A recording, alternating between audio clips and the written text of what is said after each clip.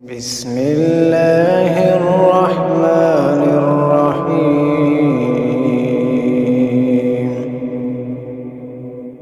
هل أتى على الإنسان حين من الدهر لم يكن شيئا مذكورا. إنا خلقنا الإنسان من نطفة أمشاج نبتليه فجعلناه سميعا بصيرا.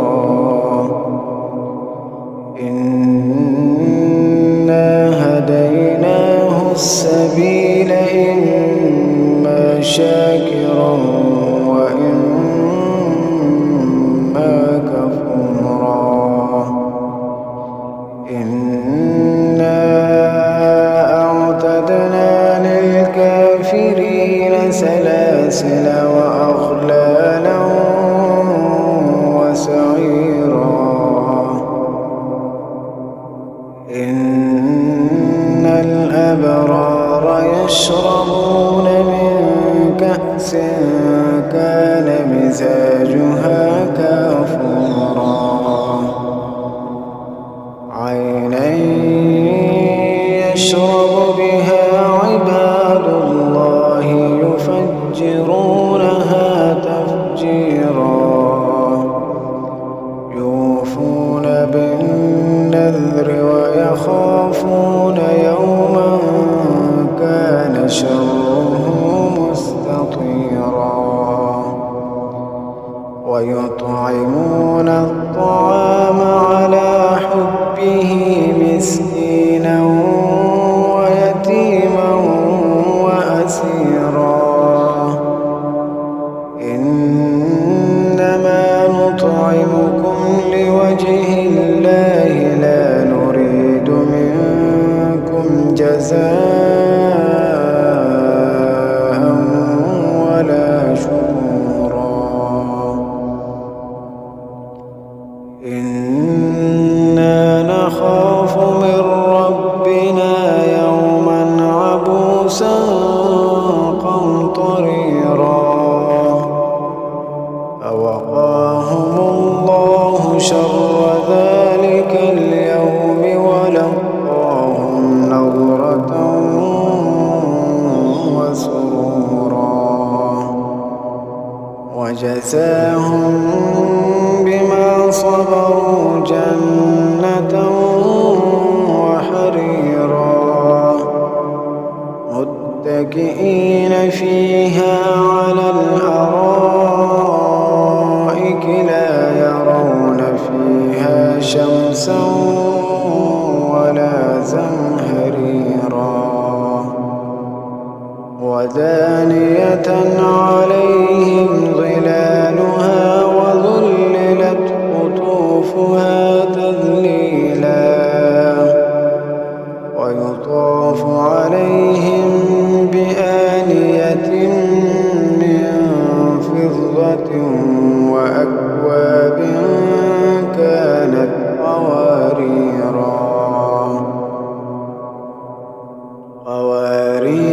من فضة قدروها تقديرا. ويسقون فيها كأسا كان مزاجها زنجبيلا. عينا فيها تسمى سلسبيلا. ويطوف عليهم ولدان مخلدون. إذا رأيتهم حسبتهم لؤلؤا منثورا. وإذا رأيت ثم رأيت نعيما وملكا كبيرا. عاليهم ثياب سندس خضر واستبرق وحلوا وأساور من فضة وسقاهم ربهم شرابا طهورا إن هذا كان لكم جزاء وكان سعيكم مشكورا إنا نحن نزلنا عليك القرآن تنزيلا